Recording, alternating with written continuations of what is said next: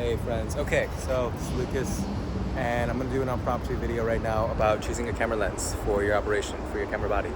And the reason I feel drawn to make this video right now as well, sort of been on my mind, is that, I think a lot of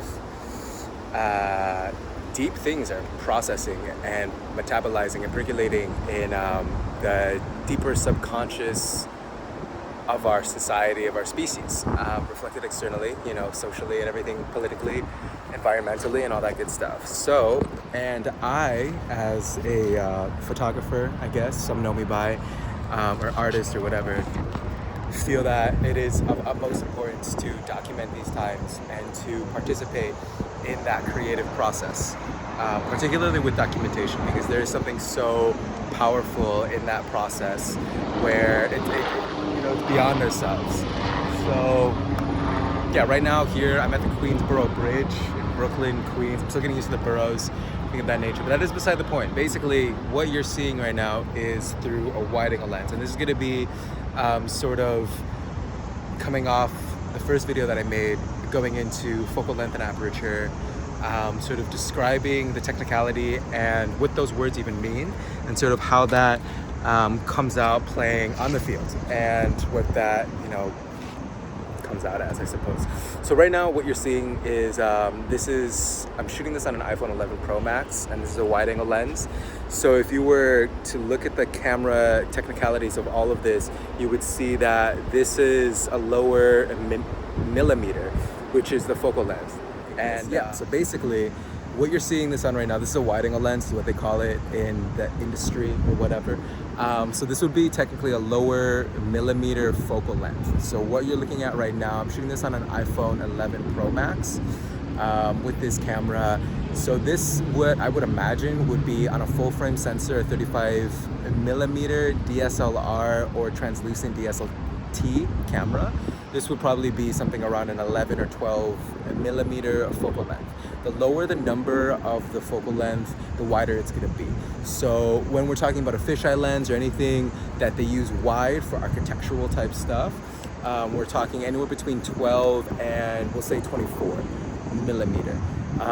35, so there's some trickiness to the glass because all of the light moves through the glass and it compresses itself into sort of a micro projection of whatever the information the lens is receiving, the light.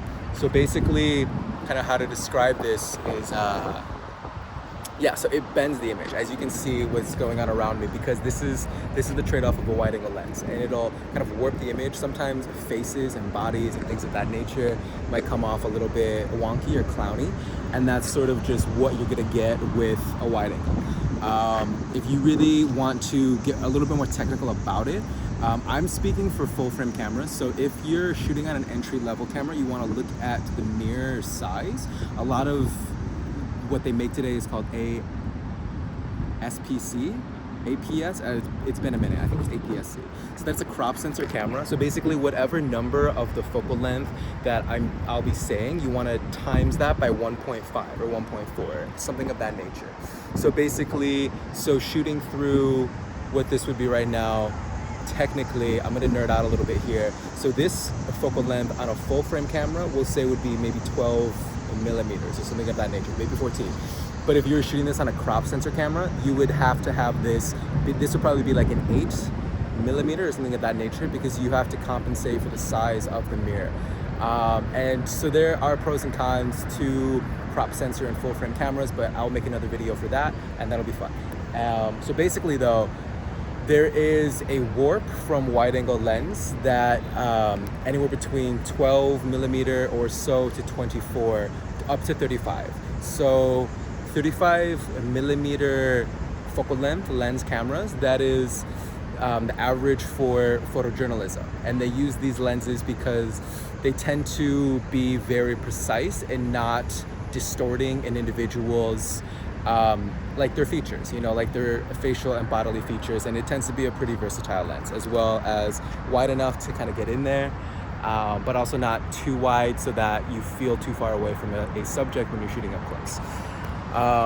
So the crop sensor equivalent of a 35 millimeter would be a 24, we'll say, just about. So you're gonna want to look into that if you want something that's more standard, just for a walk-around shooting lens.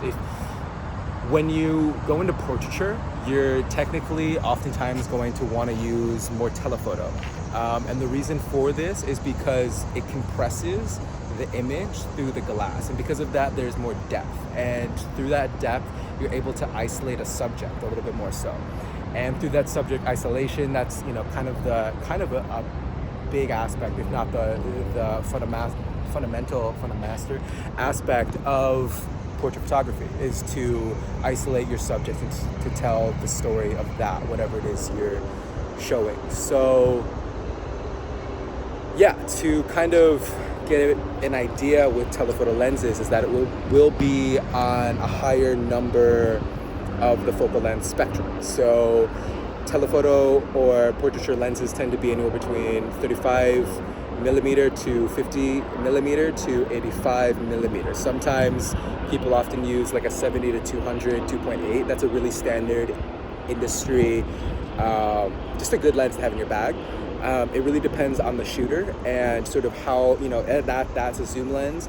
And, you know, there are debates between the glass quality between zoom lenses and prime lenses, fixed. And yeah, it's a lot of information. I'm going to rest my arm for a second. Also, I feel like this part should be self-explanatory, but that's only because I've been doing this for so long. So, and if it's not, I just want to reiterate that when you're shooting with a telephoto lens, you're going to have to be farther away from your subject, and that is kind of that is a trade-off, and it's a positive thing too. So through telephoto photography, you can kind of like lurk back a little bit more and compose a shot of whatever you're shooting. With a wide-angle lens, you're gonna be up closer. So in terms of all of that, I feel like a big part of this has to do with, you know, just encouraging people to really to photograph those that they love and to document that in our own lives, because that's something that we're all, I feel, on some level invited to participate within these days, in these times, considering that, you know, maybe even the thing that you're watching this on has a really good camera, probably better than what they took to the moon, if we ever went to the moon back in like 69 or whatever. I don't know, that's another conversation. But, you know, and then with all of these activism, I don't even want to use that word, but just, we'll say, transformative events that are occurring on the stage of this human theater. And I feel that it is so important because everybody is so in their right, and everybody has their own truth, and there is no wrong, you know? So as we're all learning to express and live in this dream that we share together to co-create it consciously, being able to tell a story and tell our story and share aspects of other people's stories while merging them together, ours with others, is such a beautiful alchemical process that I feel like photography has brought into my life. And I just feel almost obligated to reach out to people and to encourage other people to experience that as well in their own ways. So yeah, basically, if you're at a protest and you want to stay far back, you're going to want to get a telephoto lens. And if you're trying to get up front, you want to get a wider angle lens, which will be like anywhere between, yeah, like I said earlier in the video, 12 millimeter to 24. 12 is going to be pushing it. You're going to stretch everything out a lot more, but you're going to get a lot more content in that image, whatever you point that camera in front of, which for better or for worse, sometimes it can be, you know, too distracting. But I will let all of you guys, folks, you know, expand your own artistic eyes, trial and error process. That's my favorite way to learn, and the funnest way to learn in some sense. But yeah, I wish you guys all really good, all the things.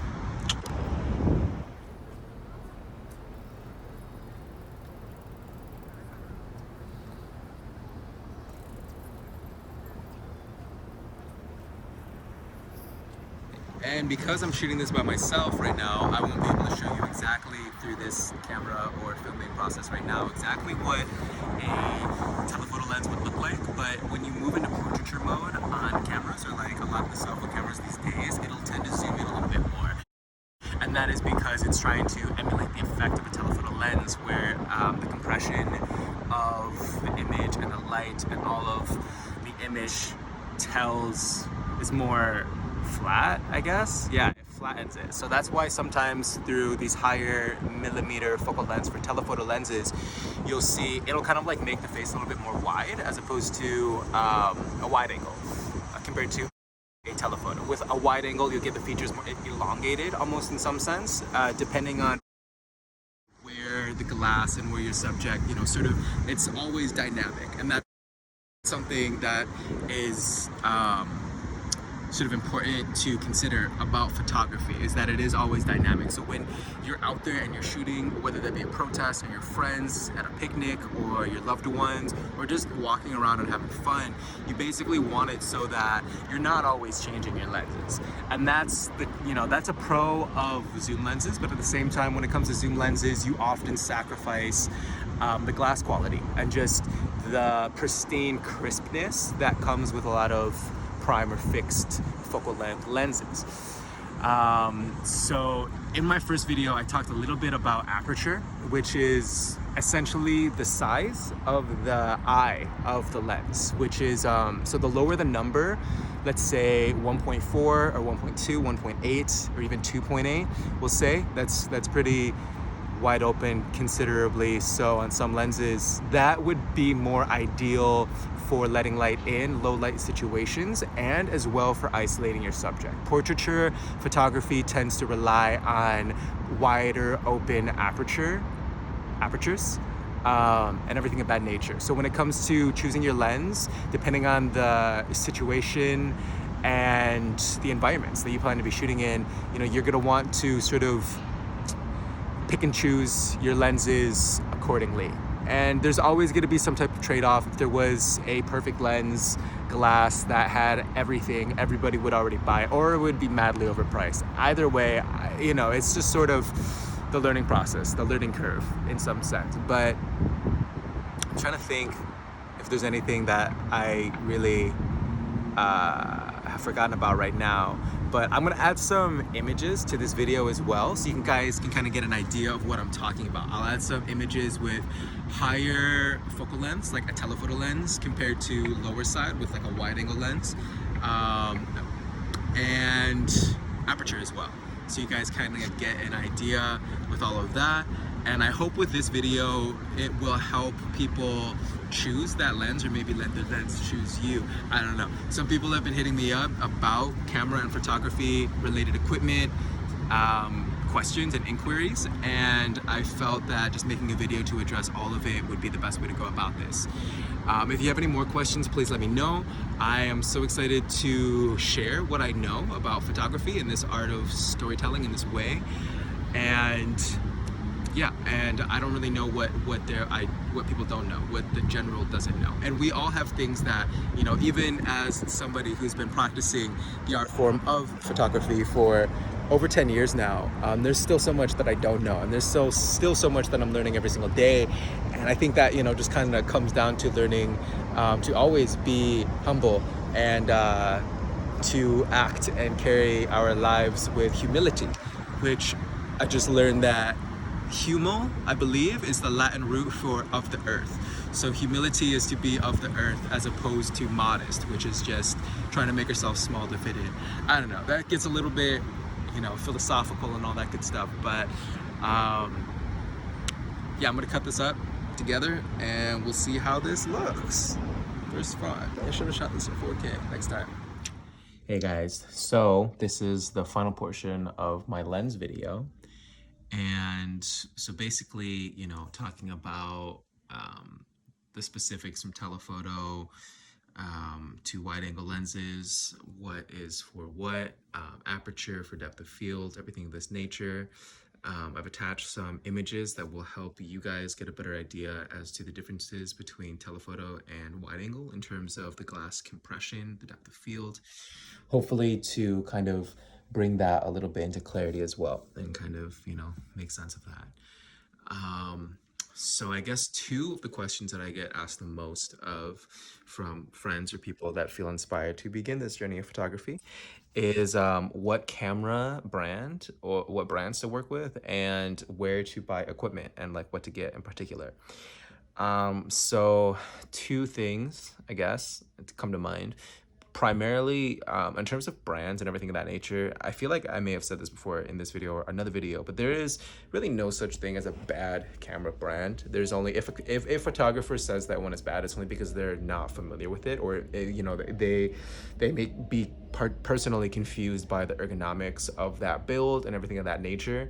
But once you really just spend time and you know, with your camera, anything of that nature, any brand, any manufacturer will begin to, you know, become your language, will become very familiar. So I wouldn't let that be too much of an obstacle for people diving in to just explore different lenses, different camera bodies, and everything of that nature. Of course, there's the compatibility sort of, you know, obstacle there in some sense with camera bodies and lenses, but there nowadays, you know, there's so many people doing this that they make conversion lenses and adapters for almost every lens to any, you know, recipient camera body. So that's that. And two is where to buy equipment. And I am a firm believer in used equipment because, one, if you're looking for used equipment online, it's very likely that other people are too. Two, it's just cheaper. It's just cheaper. As soon as somebody takes, you know, even like the open box stuff, it's like as soon as somebody takes equipment out of the retail box, it probably dropped like a third in price, you know, like a quarter of that price from the retail, you know. So it's like used equipment doesn't really, you know, have to mean too much. And especially photographically, it's like there's so many, you know, and people, depending on brands, will argue like, you know, they're copies of lenses, some work better than others and everything of that nature. But ultimately, so because of that, used isn't like a bad way to go, you know what I mean? So if you buy used equipment that you don't really jive with, or isn't really, you find out isn't for you, you can very likely sell that online for the same price you bought it for, used again, you know, just because if you're in the market for used glass or cameras or anything of that nature, very likely somebody else is too. So, you know, eBay, Craigslist, two camera cinematography sites that I think are really great as well are kehcamera.com and bhphoto. So these are two really good ones. And yeah, don't be afraid to mess around, you know what I mean? And like just experiment with photography because they're constantly releasing new equipment, new technology for these cameras, which in my opinion, as a photographer who does this professionally for work and just passionately as an art form, is that it's sort of like you know, they are reinventing the wheel. They, you know, and it gets to a point where it's like the professional equipment that they used 10 years ago is you probably have better than that on your phone camera right now. So in terms of accessibility to these professional industry standards, it's like, unless you're trying to produce 4K, you know, movie screen size work right off the bat without learning anything of this nature, you'll be fine, you know, messing around with used equipment, older bodies, older camera bodies, or even newer stuff, you know what I mean? Like stuff that came out, like personally, like I shoot with the Sony A7R II camera, and this is a 42 megapixel mirrorless full frame camera from Sony, and the R series of the 7 is like particularly refined for photography as opposed to cinematography. And this thing shoots 4K, and this came out 5 years ago, if not a little bit longer. I'm recording this in 2020, so this came out in like 2014, 2015 time. And since the release of this camera, the price has probably gone down to a third of what it was when it came out. You know, at first it was like 4,000, 5,000. Now it's like you can get a camera body for anywhere between like 1,200 to 1,800. You know what I mean? And this camera is so overpowered still by like my comprehension, and ultimately speaking, in terms of ISO, noise, low light performance, the autofocus, like everything of that nature. It's, you know, everything that's coming out today is sort of like reinventing the wheel. And ultimately speaking, it comes down to the vision. And if you have the vision, everything else is simply a means or the tools to bring that to life. So in terms of equipment, you know, I wouldn't let that be too intimidating at all, you know, because it's just part of the process to learn, and it's fun. It's fun to experiment and to be open to, you know, new perceptions, which is what photography is all about. Oh my God. So yeah, I'm gonna, put this together and kind of see how it feels. And if you guys have any questions about camera lenses, let me know, or just photography in general. If you're getting started, I'll link my first video in this one talking about focal length and aperture and shutter speed and what these words, these terms even mean. I'm still new to this video, hit the subscribe button, YouTube life right now. So, that is something that is a journey for me and maybe us. But yeah, and if you have any questions, please let me know, because I don't know what people don't know since I've been doing this for so long, and at the same time, I don't know what I don't know either too. So this, it's just constantly learning, and that's the fun thing, is just being open to learning. The best teachers are the best students. So yeah, hit me up if you have any questions, and I hope this lens video can really, aid in some way to your curiosity for creativity and cameras and photography. All right, peace.